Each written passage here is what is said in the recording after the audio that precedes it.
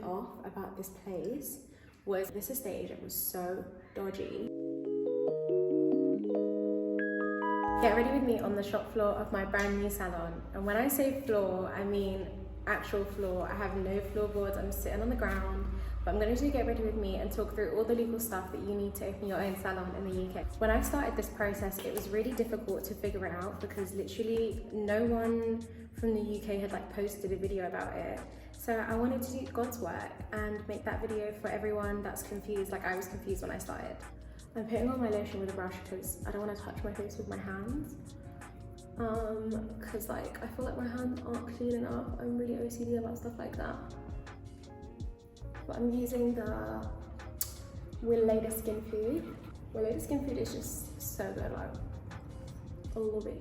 This video is for the girls that already have the salon and have already found the location that they want, and it's just the legal part, that's the next part. So if you haven't found your salon, that's a whole nother kettle of fish, and I could do another video about that. But this one's for the girls that have found their salon and are ready to go through the legal processing, which can be very confusing if you haven't done it before, especially if you're young and you don't have your own house or flat. So this will be the first time that you're kind of dealing with any sort of paperwork whatsoever, which is the same case for me. As the place that my studio is located right now, it was a very simple process when I moved in. Like I didn't need to hire any solicitors or legal help. You literally just sign the paper and they give you the key. But when you get a shop, a commercial premises, it's not the same thing. There's a lot more steps that you need to go through. Okay, low-key, I was putting on my primer and lotion with a brush as a joke, but it's really nice. Like, I loved it. First I'm starting with my eyebrows, and to carve out my eyebrows, I use the MUA concealer, but literally I use like every single concealer, it doesn't matter, because you're gonna cover it up anyway. Because I have my eyebrows microbladed, doesn't really like it because it was so long ago, but it doesn't need that much work. So I don't really fill them in with anything unless I have like a bold patch, then I fill that in. I really struggle to like talk and do my makeup, so why I chose to do a Get Ready With Me is beyond me, but anyway. So assuming you already have the space, the first step would be finding a solicitor. Finding a solicitor can be a very expensive and daunting process, but once you understand what you need the solicitor for, it becomes a lot easier to understand which one to choose, if you're getting ripped off or not, etc, etc. Unfortunately, because of the way the world works, I feel like when you're a girl, when you're a little bit younger, people just don't take you as seriously as they would an older person. So because everybody thinks for some reason I look 15, everyone that I approached kind of like didn't take me seriously. And when I would speak to different solicitors, they would say, "Are you opening the shop? Are you doing it? Is it you?" And I'm like, it is me, like, you know. But anyways, the first question is, why do you need a solicitor? So when you're acquiring a commercial property, you need a solicitor to help you with your lease negotiations and to make sure that what you're signing is what you're signing. You would think that like you could just read the contract yourself. My toxic trait is that I truly believe I can do DIY everything. I thought I could read the contract myself. I thought I could like do my own lease negotiations. One of my friends even told me to like use AI. No, you cannot read it yourself. It's literally so complicated. Unless you have like a really, really good like legal background or really strong legal knowledge. And let's be real, like I even did law A-level at sixth form and I still didn't understand anything. I did contract law in sixth form and I still did not have a clue what was going on. So I was like, let me be for real, like let me just hire someone. When I saw the prices, I said, wow. The prices for solicitors are absolutely insane, like they're so expensive. But I found a trick to get around that. So when I first started looking for solicitors, I wasn't sure where to look. And me and my Gen Z brain, the first thing I did was I went on TikTok and I searched like Solicitor London or like Lease Solicitor London, Property Solicitor London. A couple things came up, but like not the right thing. So I think it's really important that we go old school and we go on Google. So after I realized I was not going to find a solicitor on TikTok, I went searching on Google and I started searching. And I called a lot of different places and I emailed a couple of places as well just to get quotes from them. I tried initially places in London and places like kind of close to where I live. But to be honest, I found out it doesn't even matter where the solicitor office is, because you don't need to meet them in real life anyway for this sort of thing. All of it can very much be done on the phone. You know, when you start struggling to do your eyebrows, that's how you know you need to get your eyebrows redone, because boy, what a struggle that was. So I went on Google and I started searching for solicitors and started looking for different quotes that I could get. And different solicitors were quoting me different things. They were all kind of around the £3,500 mark, £3,000 mark. And I said, wow, I do not want to pay £3,000, as I already knew that I had to do like renovations here and stuff like that. So I didn't want to break the budget on the solicitor, you know. But unfortunately, it is a very key part in the process which you can't skip over. I also did some research and I started reading some threads on Reddit. Reddit has literally become my best friend. Like, I never ever used Reddit before, but I use Reddit like so much now. Like literally like once a week I go on Reddit and like search things up. It's literally so good because it's basically like Google, but the answers are from like real humans. So you can find some really specific things on there.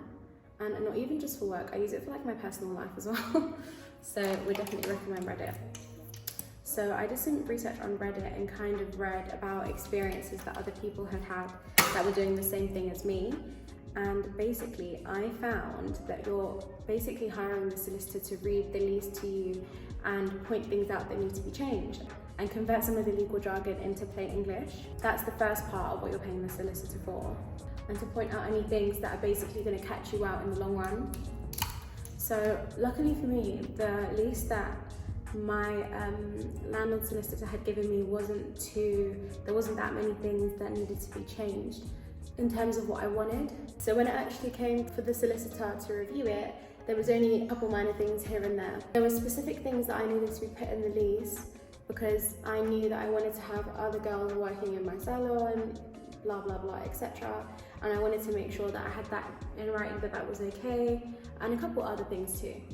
I think it does depend on the relationship you have with your landlord, but I think it's also important that you make sure that you have as many things in writing as you can. So let's not comment on the life of my makeup brush because she's seen better days, but she does the job, you know, as you can see.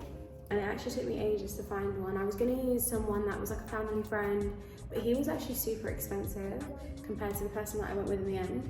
So in the end, I ended up going with this company that was a solicitor's office. Is that what they call it? A solicitor's office? So I ended up going with this place that was a solicitor's that was actually quite close to where I live. It was only like half an hour drive away from where I live. And what they do is they offer a service that's like a lease review. So they offer a service where you pay an amount of money for a lease review. So they review your lease for you and they give you like a really detailed feedback report of the lease and all the things you can change. And I was super lucky because the guy that actually ended up taking on my case was really nice and he answered a lot of like extra questions free of charge and stuff like that, like questions I had. He was super nice, he spoke on the phone, he was really reassuring. I told him it was like my first time and he was like, yeah, no problem.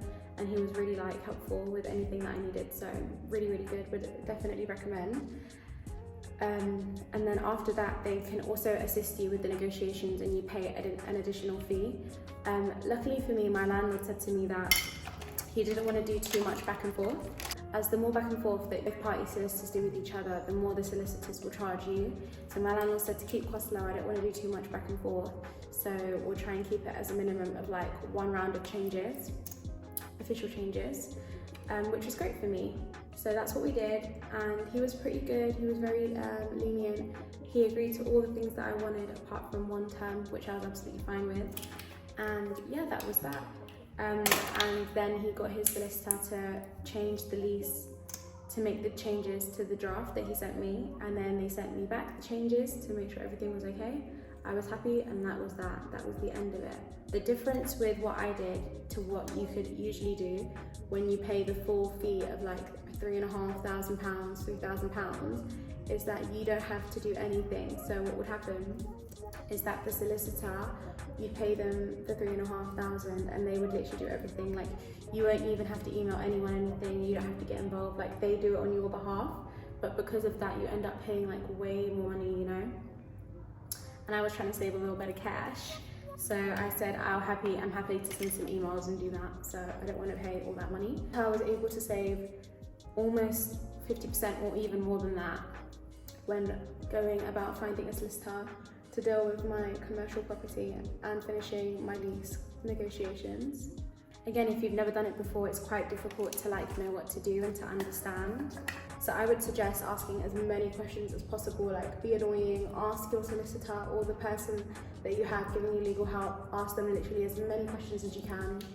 Don't be nervous, don't be scared. Like, I always feel like I'm being annoying because I ask a billion questions all the time, but at the end of the day it's for your benefit, you know what I mean? So it's super important to make sure you're asking loads of questions just to make sure that you know what you're signing and that you're happy with the lease. And always make sure that you're not afraid to say, I would like to change this, I would like to change that, even if it's an ask or a reach, because at the end of the day, those who don't ask don't get. So when your solicitor asks you if there's anything in particular that you want to ask your landlord for, obviously that's personal and down to everyone, like everyone's going to have their preference, but I really wanted a rent-free period. Now this really depends, because in my situation, as you can see, like I needed to do a lot of construction work here, and I needed loads of time to do renovations. So my landlord was very generous and he did give me a rent-free period, but at a different place that I viewed before, I asked for a rent-free period and they said no. Even though the place did still need some work, it wasn't like ready and fresh to move in, you know. They said no, we're not doing that. So I think it really depends. The purpose of a rent-free period is to allow you to do some renovations and work on the property without having to pay rent, obviously, which in some cases I think is very necessary, like my case. But in some cases where you move into a property where the shell is done, so there's like fresh flooring, fresh lights, fresh everything, they may say no because the only thing you need to do is like add your own furniture and things like that. So that's something that you should definitely be aware of. I want to take a quick moment to talk about one of the properties that I viewed before viewing this one. Because before I found this property, I actually did view like another one. Actually, I viewed 3 other ones before I chose this one. And I want to talk about one of them that I viewed because I feel like it's a very teachable moment, and it's a life lesson that I'm trying to learn, that I keep making the same mistake over and over again. And my mistake is, if something is not meant for you, it's not meant for you, because I wanted this property so bad. Like, I remember the first time I viewed it, it was the first shop I ever viewed, but I wasn't sure about it. The price was good, the size was okay, and it used to be a nail salon before. So that's what kind of drew me to it. I was like, okay, I already had some of this stuff, like I don't need to make everything from scratch, you know? But one thing that really threw me off about this place was it was being rented out by an estate agent, but this estate agent was so dodgy. It was such a dodgy estate agent. It wasn't like a high street one, like a franchise. It was like an independent one, but oh my goodness, it was so dodgy. Like, the guy that showed me the property, he was nice, don't get me wrong, but yeah, it was very weird. And basically I said to him, like, I was just asking him the normal questions that you would usually ask. I did ask him, like, you know, can I have a rent-free period to do some work? And he basically was like, no, it's literally done, it's literally ready. He basically was saying, like, because it used to be a nail salon and you want to have a nail salon, then it's literally what work do you need to do? Like, you just should bring your like nail polish, you start painting your nails tomorrow, like you don't need to do anything. But the aesthetic of the nail salon that it was previously is not the same aesthetic that I want, so I'm literally going to change everything. And it literally had like, they'd left some furniture in there and he was like, you can have the furniture, like just use this furniture, like move in, you don't need to do anything, da da da da. It was very weird and I didn't like the vibe of that, so I was like, okay, I'm not really sure about that. But the reason I bring up this story is because the guy said to me and told me it was 3 months rent up front. Then he also told me that it was a security deposit of something like £2,000. So actually, let me tell you the price of everything. So the rent was £800 a month. Which is great for a shop, that's really good. £800 a month, and he wanted 3 months rent up front on top of that, and then he also wanted a security deposit of £3,000, and then he also asked me to pay his legal fees. But yeah, so what I didn't know is that it's actually really bad practice for a estate agent or a landlord to ask you to pay their legal fees. It's not meant to be like that. Like, they're meant to pay their own legal fees and you're meant to pay yours. So that's a heads up for anyone. If the landlord or estate agent asks you to pay their legal fees, it's bad practice and you should be running away. Like, that is not something that you should be responsible for. That's their own problem. But I didn't know that before until I saw it in I saw it on Reddit, so yeah, let me tell you. Or was it Quora? Literally, I'm like a grandma using Reddit and Quora, but I'm telling you, like, that's where you learn everything that you need to know. So yeah, if a landlord asks you that, it's bad practice and run away because something dodgy is going on. Like, why do they not want to pay their own legal fees, you know? Landlord now, he didn't ask me to pay his legal fees, so that was a green flag. I said great. Another thing that you can ask your solicitor to implement in your lease is a break clause. Break clauses are important as it gives you the opportunity to void the lease at the time of the break clause. To be honest, I'm the kind of person where, like, I feel like if you're going to do something, you should commit 100%, and I don't like the idea of like plan B, like, oh, if it doesn't work out, like, why do you think it's not going to work out? Like, in my life, I try to do everything to a sense where it's going to work out great and everything's going to be amazing. But in theory, it does make a lot of sense to have like a break clause. So I understand why it's implemented, and I did get one as well. So yeah. I also forgot to mention that if you already have a studio space like what I have currently from my old salon, then obviously everyone's contract is completely different, but usually studio spaces that you rent out are not on a lease basis. They're on a month-to-month contract basis, or a 6-month contract basis, or a 12-month contract basis, or a 9-month contract basis. The one that I have in my old salon is month by month. So basically they said to me that when you move in, everything's cool, and when you want to leave, just give us 1 month's notice and you can pack your stuff and go. Which I think is great for when you're first starting a business. That's perfect. But being able to pack your stuff and leave if you need to is very important. Although a lease is a little bit different, as I said, a lease kind of ties you in a bit longer. I think some leases you can transfer onto to other people and some you can't. It just depends what you sign. But it's important to also keep that in mind, that it's going to be a different situation to what you were in previously. So you have to be very sure before you sign something. I knew that I was literally like on the floor dying for a shop, so I knew it was what I wanted. But I think it's important to like really sit down with yourself and make sure that when you're committing to something, that it's going to be something that you want to do long term. Also, I think you should consider that when you're going to sign something that is a lease, for example, for however many years it's going to be, that you have to remember that the lease is going to tie you to that one area. So for example, I can't really move out of London and live outside of London now because my lease for my shop is here. Whereas with my studio space, if I decide I want to go live in Manchester, I can go and pack my stuff and move to Manchester the next month, you know? So I think also just making sure that you are ready to commit to the place where your lease is signed is super important, because packing up and leaving can be very hard. Unless you're leaving other people to manage your shop for you and you're moving somewhere else, that's absolutely fine. You just have to remember that you're going to be locked in. I still put a highlighter on my nose like it's 2015, and on the eyebrows like it's 2015. But I literally can't help it. What can I say? If it ain't broke, don't fix it, you know? That covers everything you need to know about the legal process when it comes to acquiring a beauty salon in the UK. The most frustrating thing is like trying to do something and not having any idea where to start.